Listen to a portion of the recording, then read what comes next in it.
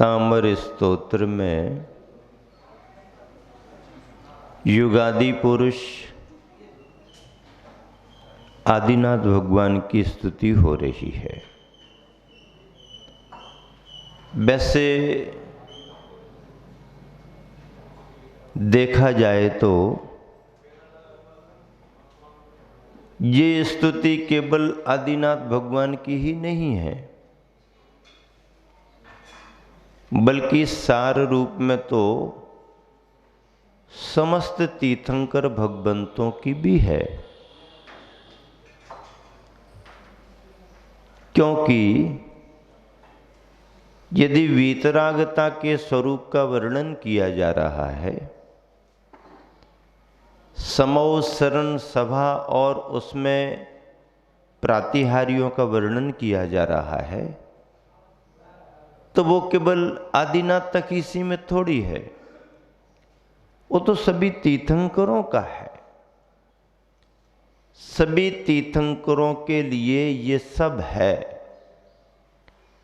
अंतरंग के गुण भी सभी तीर्थंकरों के एक से हैं, और बहिरंग से जो अतिशय होना चाहिए, जो प्रातिहारी होना चाहिए, वो भी सभी तीर्थंकरों के एक से ही होते हैं।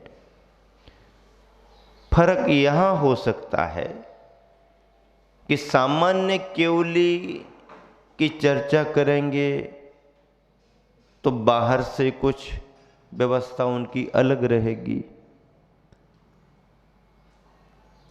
और यदि तीर्थंकर केवली की बात करें तो बाहर से तीर्थंकर प्रकृति के पुण्योदय से कुछ व्यवस्था अलग होगी। लेकिन अरहंत परमात्मा की चर्चा करें तो कर्म के क्षय होने में और आत्मिक गुणों के प्रकट होने में कोई अंतर नहीं। जितने कर्म क्षय सामान्य भव्यात्मा को, उतने ही कर्म क्षय तीर्थंकर को भी होंगे। जितने गुण सामान्य भव्यात्मा को प्रकट हुए, उतने ही तीर्थंकर परमात्मा को भी प्रकट होंगे। फिर फर्क क्या होगा? फर्क तीर्थंकर प्रकृति के विशिष्ट पुण्य उदय से होगा। विशेष कल्याणकों की विभूति तीर्थंकरों को प्राप्त होती। तो ऐसे तीर्थंकर भगवंतों के स्तुवन में मुख्यतः आदिनाथ भगवान की स्तुति में आचार्य प्रवर मानतुंग स्वामी अपने अंदर का भाव विभिन्न विभिन्न शब्दों के द्वारा प्रकट कर रहे हैं। पिछले दिन तो आचार्य प्रवर ने ये कह दिया कि आप अनेक नामों से जाने जाते हैं, आपके अलावा इस संसार में मुक्ति का मार्ग, कल्याण का मार्ग कोई दूसरा नहीं है।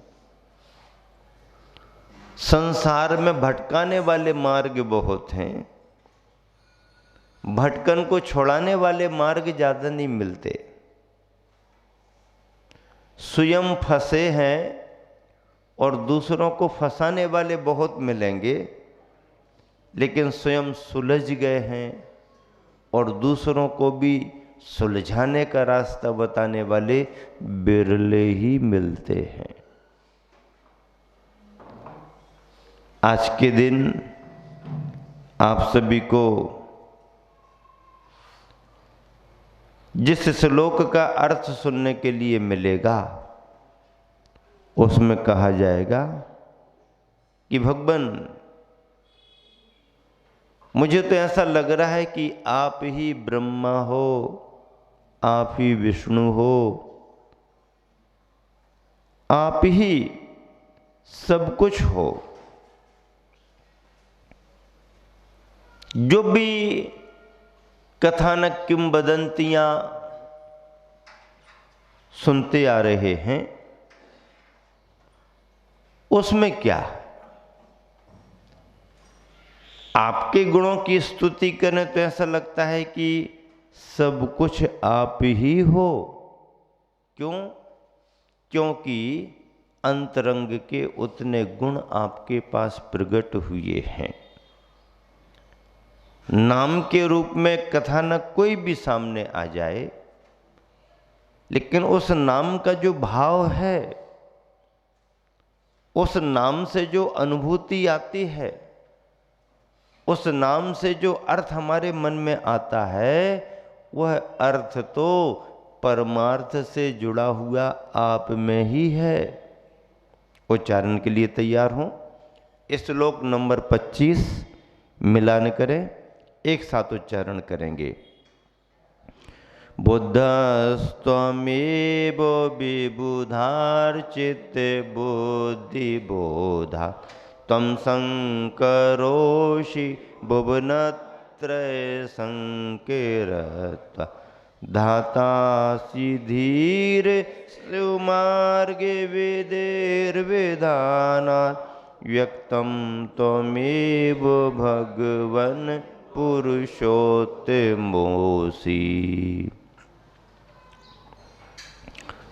बुद्धस्त्वमेव विबुधार्चित बुद्धि बोधात् त्वं संकरोषि भुवनत्रय संकरत्वात् धातासि धीर शिवमार्ग विधेर विधानात् व्यक्तं त्वमेव भगवन् पुरुषोत्तमोऽसि। इस श्लोक में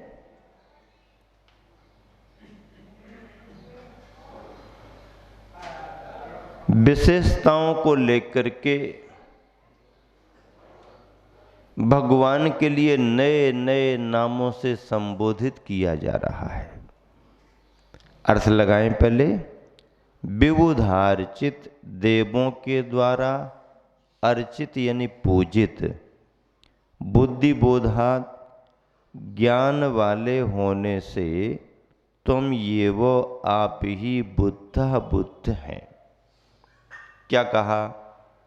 देवों के द्वारा अर्चित अर्थात पूजित होने से, पूजित ज्ञान वाले होने से आप ही बुद्ध हैं। बीतरागी भगवान को ही बुद्ध कह दिया। भुवनत्रय, तीनों लोकों में, शंकरत्वात्, सुख शांति करने के कारण, तीनों लोकों में सुख शांति करने के कारण तुम ये वो आप ही शंकरः असि, आप ही शंकर हैं। शंकर शब्द का व्याकरण से अर्थ क्या निकलता है? शब्द विज्ञान से शम, शम करोति इति शंकरः, शम करोति इति शंकरः, जो शम सुख को करने वाले हैं, शांति को करने वाले हैं, वो शंकर हैं। तो भगवान आप संसारी प्राणियों को सुख करने वाले हैं, शांति करने वाले हैं, इसलिए आप शंकर हैं। हे धीर, धीर, हे धीर, शिव मार्ग विधे विधानात्, मोक्ष मार्ग की विधि के विधान करने से, मोक्ष मार्ग की जो विधि है उसका विधान करने से मतलब उसकी व्यवस्था बनाने से, तुम ये वो धाता, आप ही विधाता अर्थात ब्रह्मा है। धाता विधाता यानी ब्रह्मा है। और भगवन, हे भगवन, तुम ये वो आप ही व्यक्तम स्पष्ट रूप से पुरुषोत्तम असि, श्रेष्ठ पुरुष पुरुषोत्तम है। श्रेष्ठ पुरुष जो होते हैं उनको पुरुषोत्तम कहा जाता है। भावार्थ मिलान करें, देखिए। हे भगवान, बुद्धि का पूर्ण विकास होने से आप ही बुद्ध हैं। बुद्धि का आपको पूर्ण विकास हो गया, इसलिए बुद्ध हैं। पूर्ण विकास होने का मतलब क्या? केवल ज्ञान प्राप्त हो गया। क्या प्राप्त हो गया? केवल ज्ञान प्राप्त हो गया। केवल ज्ञान प्राप्त हो गया का मतलब अब वो संसारी प्राणी जैसी छायोपशमिक बुद्धि नहीं रही, मति आदि ज्ञान नहीं है, अब केवल ज्ञान आ गया है। तो बुद्धि भी ज्ञान की ही एक परिणति है, अवस्था है। तो आपके उस ज्ञान की अवस्था का, बुद्धि की अवस्था का पूर्ण विकास हो गया। विकास होने से आपको क्या कहा गया? आप बुद्ध हो गए, क्योंकि ज्ञान का पूर्ण विकास प्राप्त कर लिया, अर्थात आपको केवल ज्ञान प्राप्त हो गया। जिन्हें केवल ज्ञान प्राप्त हो जाता है वही यथार्थ में पूर्ण ज्ञान प्राप्त करने के कारण बुद्ध माने जाते हैं। बुद्ध प्रतिबुद्ध, ज्ञान की पूर्ण अवस्था, पूर्ण विकसित अवस्था। तो हे भगवान, बुद्धि का यानी ज्ञान का पूर्ण विकास होने से आप ही बुद्ध हैं। तीनों लोकों का कल्याण, कल्याण का अर्थ क्या होता? कल्याण का अर्थ सुख शांति। कल्याण का अर्थ क्या होता? हाँ, पूर्ण सुख प्राप्त हो गया, परम शांति की प्राप्ति हो गई, इसका नाम कल्याण माना गया। हमारा कल्याण कब हो? तो जब कर्म क्षय होंगे तब कल्याण होगा, और कर्म क्षय होंगे तो सच्ची सुख शांति आपको मिलेगी। सच्चा सुख, सच्ची शांति कर्म क्षय होने पर। कर्म क्षय में पाप भी जाएगा अशुभ, और शुभ पुण्य भी जाएगा। यदि किसी को अपार पाना है तो उसे पुण्य और पाप के पार जाना होगा। अपार को पाने के लिए पुण्य और पाप के पार जाना होगा। पुण्य और पाप के पार आप जाओगे तो अपार आपको प्राप्त होगा।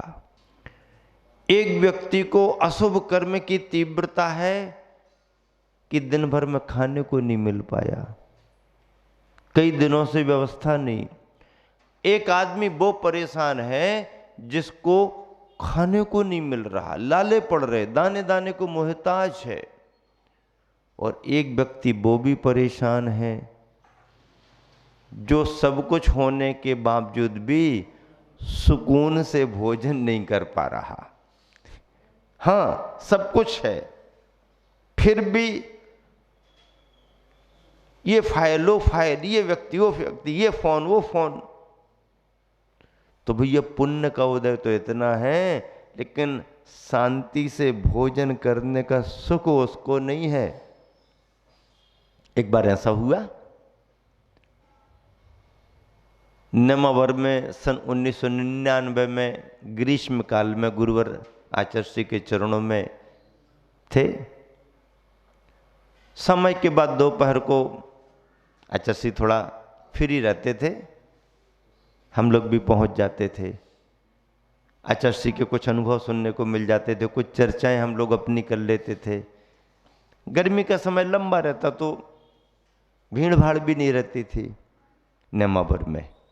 उस समय एक दिन दोपहर को बैठे बैठे आचार्य श्री यूं ही एकदम जोर से हंसने लगे। तो हम लोग बैठे, आचार्य श्री क्या बात है, कुछ याद आ गया क्या? अरे बोले हाँ बहुत अच्छा। तो क्या याद आ गया? अरे बोले आज हमारा बहुत बड़ा पुण्य का उदय रहा। अरे अच्छा जी, आपका तो हमेशा ही बड़ा पुण्य का उदय रहता है। अरे नहीं, वो वाली बात नहीं कर रहे, आज हमारा बहुत बड़ा पुण्य का उदय था। अच्छा जी, क्या पुण्य का उदय था बड़ा? बोले आज चौके में 3-4 लोगों ने ही आहार दिया हमको। केवल 3-4 लोगों ने आहार दिया। अच्छा सी 3-4 लोगों ने आहार दिया तो इसका मतलब क्या? अरे लेना इतना सा है और इतनी भीड़ भाड़ हल्ला ये वो, परेशान हो जाते। तो अच्छा सी आज कैसा महसूस हुआ? चौके में 3-4 ही लोग थे, कोई हल्ला नहीं, देते रहे लेते रहे। मतलब ज्यादा लोग लाइन लगा करके खड़े हैं, ज्यादा लोग देने की भावना कर रहे हैं, जय जयकार कर रहे हैं, तो साधक इसको भी कहीं ना कहीं पुण्य का उदय मानते हुए भी प्रतिकूलता महसूस करने लगता है। उसकी शांति में किसी न किसी रूप में बाधा दिखने लगती है। इतने प्रसन्न दिख रहे थे गुरुवर उस दिन चेहरे पर, तब मुझे लगा कि वो आदमी इससे परेशान है कि कोई खिलाने वाला नहीं मिल रहा। वो आदमी इसलिए परेशान है कि कोई पूछने वाला खिलाने वाला नहीं मिल रहा। और गुरुदेव का पुण्य इस तरह का है कि उस पुण्य से गुरुदेव को परेशानी महसूस हो रही है। आज कम लोग रहे तो विशेष पुण्य का उदय रहा क्या? ऐसा विचार कर सकता है साधक। आज कोई नहीं आया दिन भर, ये वाला पुण्य जरा ठीक लग रहा है। और किसी के यहां कोई भी ना आए 2-4 दिन तक, भैया यार कोई पूछने वाला नहीं मिल रहा है, कोई पूछने कोई नहीं आता। अशुभ कर्म भी व्यक्ति को परेशान करता है, तो शुभ पुण्य कर्म भी साधक को परेशान करने जैसा लगता है। साधक तो पुण्य में भी परेशान नहीं होते, वो तो अपने में रहते हैं। इस श्लोक में सामर्थ्य अग्नि भय निरोधक, यदि कहीं से अग्नि भय आ रहा हो, लग रहा हो, या दृष्टि संबंधी कोई दोष बाधा हो, उसका निरोध इससे हो सकता है। अभ्यास की जरूरत है। ओम ह्रीम अर्हम मेघ धारा चारण क्रिया रिद्धि, मेघ धारा चारण क्रिया रिद्धि प्राप्तेभ्यो नमः। मेघ धारा, जल की धारा, उस पर से निकल जाए, जल के जीवों को बाधा नहीं, और इतनी सामर्थ्य कि मेघ की धारा बह रही है उस पर भी गमन वो कर लें और जीवों को बाधा न हो। ऐसे मेघ धारा विक्रिया रिद्धि के चारण रिद्धि आदि आदि मुनीश्वरों को नमस्कार किया गया।